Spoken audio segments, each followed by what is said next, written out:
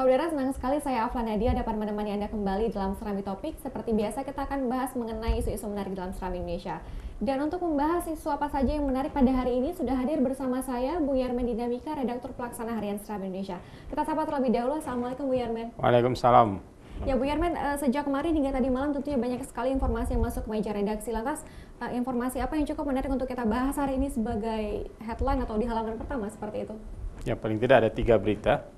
Berita headline-nya atau berita utamanya adalah tentang penegasan Ketua DPR Aceh, Pak Muharudin, tentang sebetulnya terjadi miskomunikasi antara apa yang disampaikan oleh Pak Gubernur Irwandi dengan apa yang dijelaskan oleh Tengku Jamal yang selama ini mewakili pemerintah Aceh dalam periode kepemimpinan Pak Jaini sebagai liaison officer atau pejabat penghubung untuk pembagian dana-dana Baitul Asyi yang ada di Mekah gitu.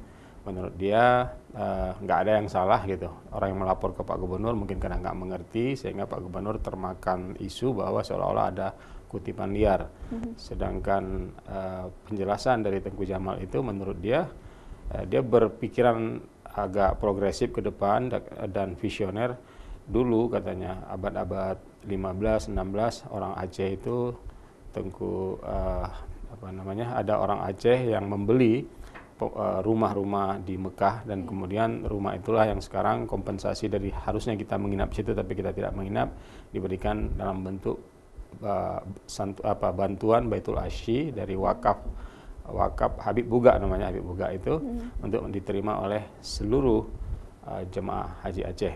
Ada sekitar 4,5 atau 5 juta per orang per setiap tahun gitu kan. Nah, rupanya Tengku Jamal ini berpikir kalau berabad-abad silam saja ada ulama Aceh atau saudagar Aceh yang berpikiran jauh ke depan seperti itu.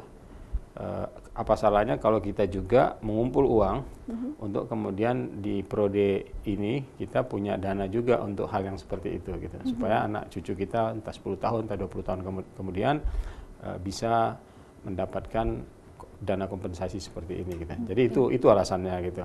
Sebetulnya baik ya, cuma mungkin karena ketika terjadi pengutipan ada kesan seolah-olah ini adalah kutipan liar gitu. Jadi oleh Ketua DPR Aceh diharapkan sudah selesailah polemik soal ini karena ternyata ini hanya miskomunikasi saja gitu. Ya di satu sisi kita bangga juga kalau berabad silam kita punya saudagar atau ulama yang mampu memprakarsai pembelian rumah-rumah untuk Baitul Asyi untuk orang Aceh.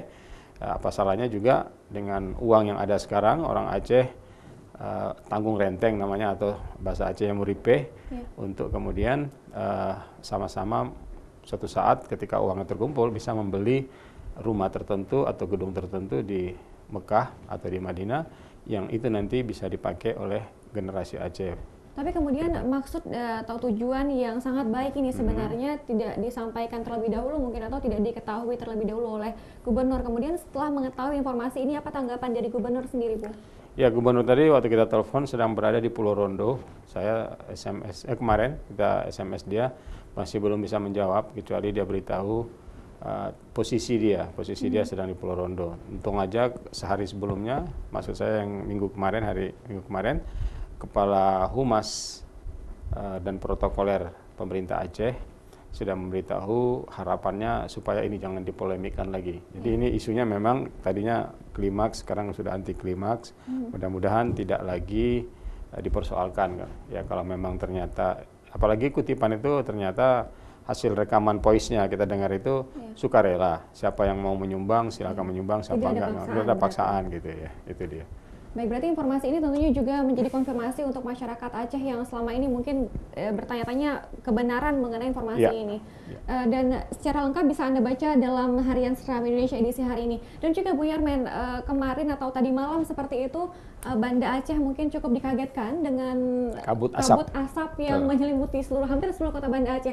Seperti apa informasi ini, Bung? Iya, pada kemarin sore ketika kita rapat sore di Serambi, sudah ada sinyal dalam bentuk berita yang dikirim oleh wartawan dari Aceh Barat. Katanya kebakaran lahan gambut di Aceh Barat meluas. Pengertiannya pada pemberitaan pertama itu hanya 1 kecamatan, kemudian pada pemberitaan kedua ini sudah berkembang ke 2 dan kecamatan ketiga, jadi udah 3 kecamatan.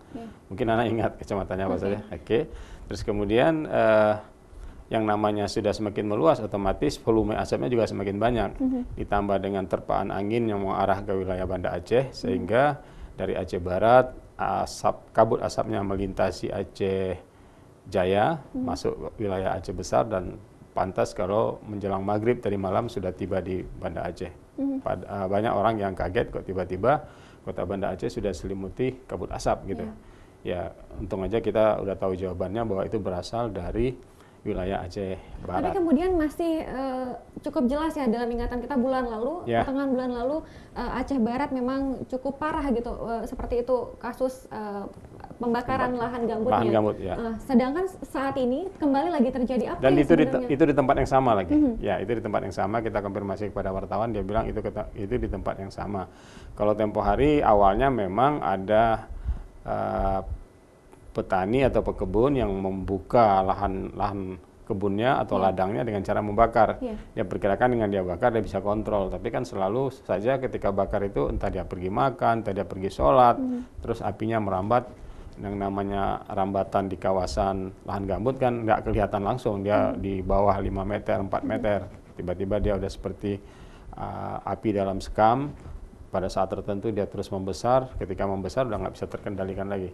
Itu yang dulu, sampai-sampai kemudian BNPB pusat mengirim 2 helikopter kan untuk melakukan pengebuman air gitu. Kemudian ada racun api lagi, tapi ternyata ini kita belum dapatkan, kecuali mungkin saja 3 hari atau 4 hari yang lalu kan seluruh wilayah Aceh berada pada puncak panas gitu. Ya, kalau udah daerah kalau udah kondisinya puncak panas itu, terpaan sinar matahari yang terik pun gesekan dengan pohon itu bisa rumput garing digesek oleh pohon itu bisa menyebabkan kebakaran. Itu beberapa kali kasus seperti itu gitu. Jadi api bisa muncul karena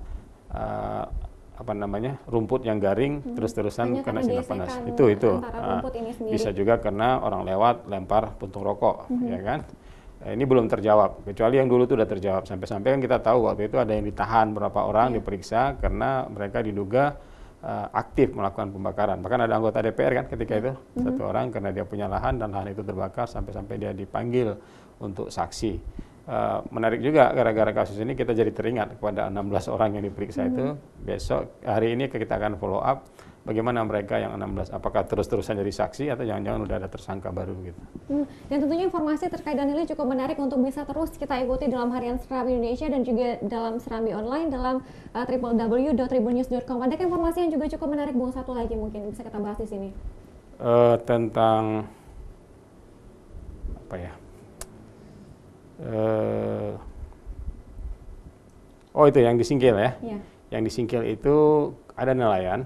Nelayan itu kebetulan mereka masih tetap ngotot menggunakan kompresor. Kompresor itu biasanya ditaruh di speedboat atau biasanya perahu lagi, terus mereka pakai selang menyelam ke bawah. Nah, pada saat pakai selam itu kan itu masuk ke hidungnya, pakai alat terus masuk ke hidung. Fungsinya adalah untuk menyalurkan oksigen dari atas sampai ke bawah. Tapi apa yang terjadi, entah gimana cara penanganannya sehingga gas emisi atau gas buangan yang seharusnya terbuang itu justru terhirup oleh mereka, sehingga kedua-duanya mengalami musibah. Yang satu meninggal di tempat, yang satu lagi kritis sempat diselamatkan, dan kemudian yang paling disesali oleh Kepala Dinas Dinas Perikanan setempat bahwa sudah berkali-kali dilakukan penyuluhan bahwa menggunakan kompresor sebagai alat bantu menyelam itu betul-betul melanggar undang-undang perikanan tahun 2009 gitu. Tapi mereka tetap ngotot saja untuk menggunakannya gitu. Jadi ini salah satu contoh. Contoh lain pernah juga orang nelayan di wilayah Pulau Banyak Barat itu meninggal gara-gara lehernya terlilit tali kompresor gitu. Ya, jadi dia nggak bisa mengatasi, malah terlilit, akhirnya meninggal. Waktu ditarik sudah meninggal. Pernah sekali waktu juga gara-gara pakai kompresor, mereka meninggal juga di bawah karena tali kompresor itu diputus oleh ikan hiu gitu. Ikan hiu kan giginya tajam, terus digigit, putus, otomatis kan nggak ada lagi pasokan oksigen. Orang di atas merasa orang di bawah masih mendapat oksigen, nggak tanya orang di bawah memang sudah tidak dapat lagi karena talinya diputus oleh digigit oleh ikan hiu yang bergigi tajam, bertaring tajam. Itu pernah kejadian. Jadi oleh karenanya sangat penting diingat oleh para nelayan, terutama di wilayah Singkil, Semelu, Pulau Aceh yang biasa menggunakan kompresor untuk menyelam, hentikanlah penggunaan kompresor untuk menyelam karena risikonya nyawa jadi taruhannya. Gitu. Dan juga kalau misalnya berdasarkan undang-undang juga ini dilarang ya? Dilarang. Betul, Undang-Undang Perikanan udah dari awal tahun 2009. Artinya udah berapa tahun yang lalu ya, udah 8 tahun yang lalu mengingatkan bahwa menyelam menggunakan kompresor untuk menangkap ikan, mencari ikan termasuk lobster itu dilarang gitu, ada ancaman hukumannya gitu. Baik, terima kasih Bu Heru untuk waktunya hari ini. Saudara, demikian perbincangan kita dalam Serambi Topik hari ini, dan tentunya informasi tadi, 3 informasi yang cukup menarik bisa Anda baca dalam Serambi Indonesia edisi hari ini dan juga dalam online dalam www.tribunnews.com. Terima kasih Bu Yaman sekali lagi. Saudara, saya Alva Nadia kembali ke studio.